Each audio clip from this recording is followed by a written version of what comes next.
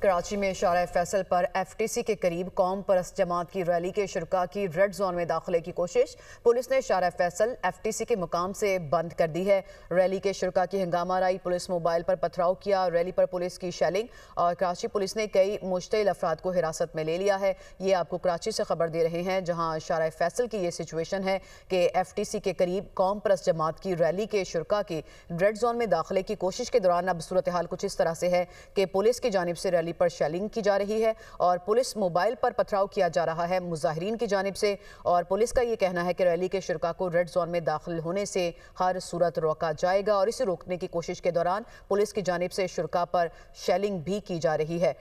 بلال نصیر ایک بار پھر ہمارے ساتھ موجود ہیں، اس پر ان کی معلومات جو ہیں وہ ہم سے وہ یقیناً شیئر کریں گے۔ بلال، کیوں احتجاج یہ کر رہے ہیں اور ابھی رائٹ ناؤ کیا سچویشن ہے؟ جی بالکل، یہ شارع فیصل پر جو ہے بار بار جو ریلی ہے وہ ٹولیوں کی شکل میں وہاں آتی ہے اور پہنچتی ہے، اور اس کے بعد ریڈ زون جو ہے وہ وہاں سے آگے جانے کی کوشش کرتی ہے۔ پولیس ان کو روکتی ہے اور کہتی ہے کہ متبادل رستوں پر جائیں، جس پہ جو کچھ مشتعل افراد ہیں انہوں نے پولیس پر دوبارہ سے جو ہے وہ پتھراؤ کیا ہے، جس کے بعد پولیس نے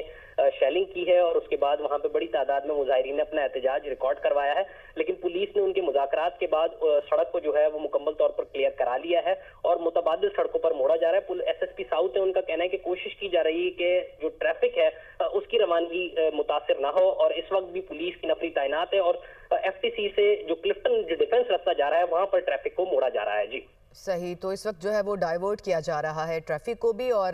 ریڈ زون میں داخل ہونے سے ان کو بھی روکا جا رہا ہے جو کہ مظاہرین ہے۔ بہت شکریہ بلال نصیر، آپ نے ہمیں معلومات دی۔